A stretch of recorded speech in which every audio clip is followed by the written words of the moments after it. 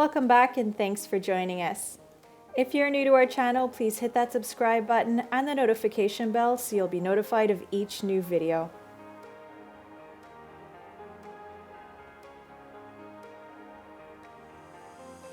Did you see that dolphin? Yeah. See? In our last video, we enjoyed more of the Clearwater area at John's Pass near Madeira Beach. We even see a live dolphin in the wild.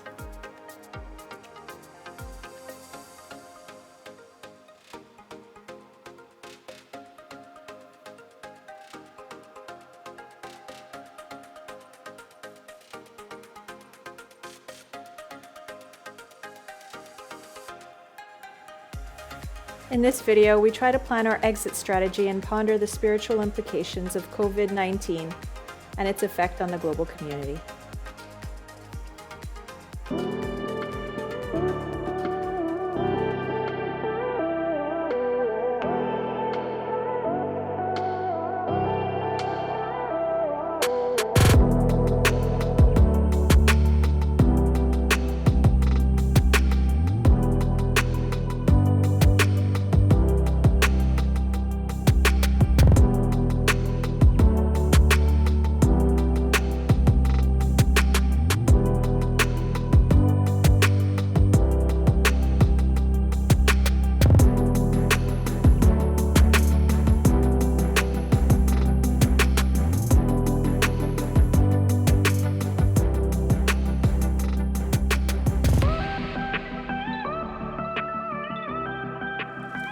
Hey guys, today, March 21st, first day of spring, I believe. So we're still in Peace River, Thousand Trails Campground. And let me tell you, situation over here is, it's pretty empty. Everybody's gone. There's a lot of spots that are open. And they're very flexible. They're trying to help everybody. We were supposed to be in Orlando Thousand Trails and back over here again for more 4 days. They allowed us to stay the entire 4 days that we were supposed to be at Orlando Thousand Trails and then come back. So we don't need to move. We're staying here. We are not sure yet when we're gonna leave to Canada, but it's coming real fast, and it's really hard to make a decision and to say we're leaving that day because things change so fast. And for us, the reason why we're not back yet is because we have to do the isolation, the 14-day isolation. And we need running water. So most campgrounds are still closed. They're not open to the public because it still freezes in Quebec. So we don't really have a place to go, first. And second, we also don't want to go back and contaminate anybody, right? So we are going to stay put. But yeah, keep you guys posted on our progress as we go up. This campground is very fun. I mean, we're enjoying this campground, thank God. And it's funny that the first time we stayed here, we didn't like it very much, but the second time, things changed. We met really nice people, and just to say that sometimes the campground becomes extra special because of the people, and it doesn't matter the amenities that they have or anything like that. So we're very fortunate that going through this crisis, we're surrounded by good people, and it's fun to chat with them, and it is totally making these times go by a little faster. So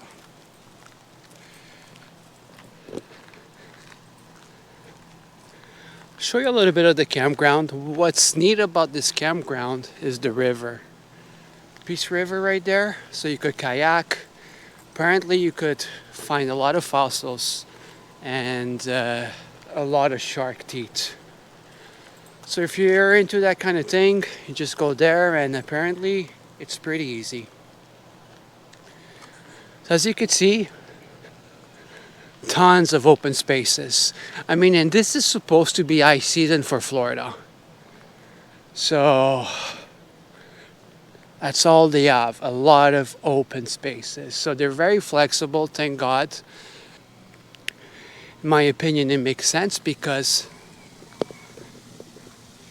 they don't want people to travel back and forth and risk, contaminations. So they're trying to keep people in the campground for as long as possible. And if they have to go somewhere else and then come back again, they don't need to. So thank you, Thousand Trails. This is another section, you see, empty. A lot of people are gone.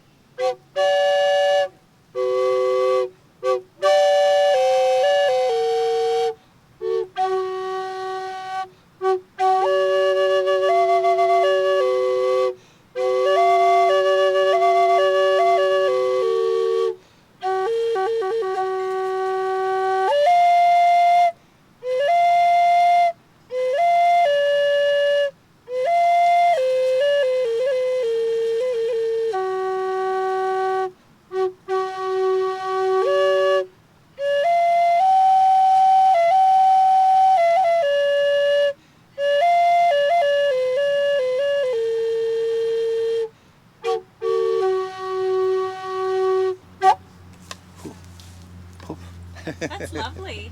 Do you like the sound of that? I love that. Yeah, thank you. He was playing that at the end of the lake. It's at the river, Peace River. He was down on the corner of Peace River, and I had just come in and parked like in the center down by the water, and I followed the sound. That's right. That's when Is you that the first time you met? Yeah. Oh, Yeah. how cool. I called her to me with the flute. That's Yeah. yeah. Now, the story of the flute. The Yes. story of the flute is important because a man, it was here, it was in Peace River. A man that was here, he was over the other side. He came and he walked the labyrinth. First he talked to me about it, and he was really intrigued by it. And he walked it, and he talked about it. And he left, and he came back the next day, and he walked it a couple times, and this went on for the week that he was here and I was here. And the last day he was here, he came over here, and he said, Spirit told me to give this to you. And I'm like, I don't do anything musical. I says, I can't sing, I know nothing about music. I don't do music. I'll bang on a drum, but I don't know anything about music. And I'm like kind of pushing it back at him. And he says, I've got to give it to you. Spirit told me to give it to you. And I'm like, yeah, but I don't do anything. I was really arguing with him about it. And finally I gave up the argument because he kept saying, you're going against Spirit because you were told to be taking this. So I took it, and as I'm taking it, I'm looking at it and saying, I wonder how much I can sell that for. And he says to me, I didn't say it out loud, I'm looking at it like this, saying to myself, what am I going to sell that for? He says, oh, by the way, Spirit told me to tell you you can't sell it. I couldn't believe he said that to me right at that moment as that's going through my head. So that was what, 3 years ago? 3 years ago, and You taught yourself. somehow he told me, he says, don't worry about it. He says, all you got to do is blow into it and move your fingers, and your ears will tell you what to do. And then since then I've learned different things, and I've actually played at a service and stuff. So Can't believe I haven't heard this before. It's amazing. isn't this a nice story? No, not the story, the music. The story too, yes, Yes. for sure. But the music is lovely.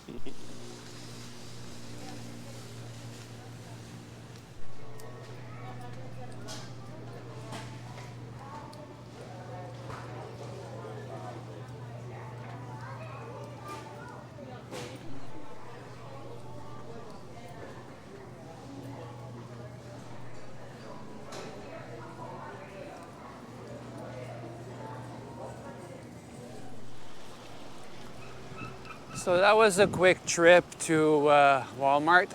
We're looking for winterizing fluids in Florida.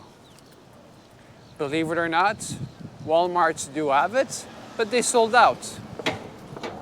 So we're gonna go check a few other stores. Hopefully we could find it so we don't have to buy that kind of stuff when we're back home because we really want to isolate.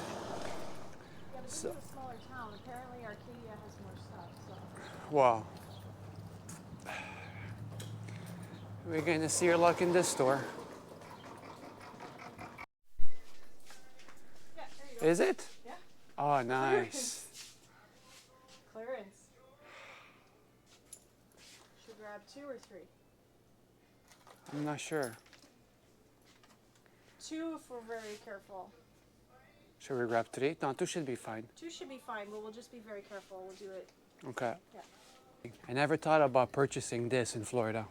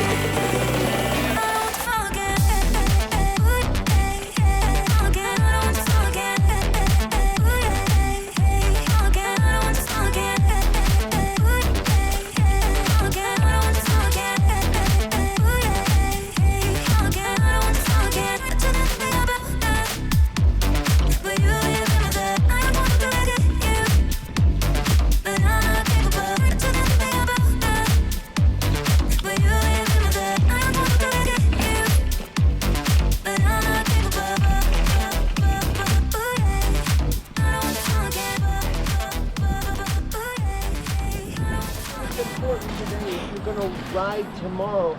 This is Safe travels. projecting your intention for your travel. Okay. For health and safety. Okay. So that's what you're walking through. Okay. Take it easy. All right.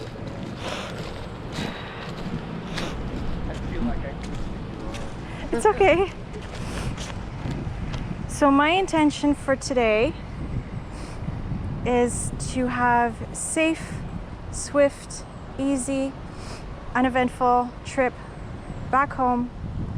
And wherever we go, we bring love, light, health, healing, and whoever we come across brings the same to us, and we're protected every step of the way. So that's my intention for today.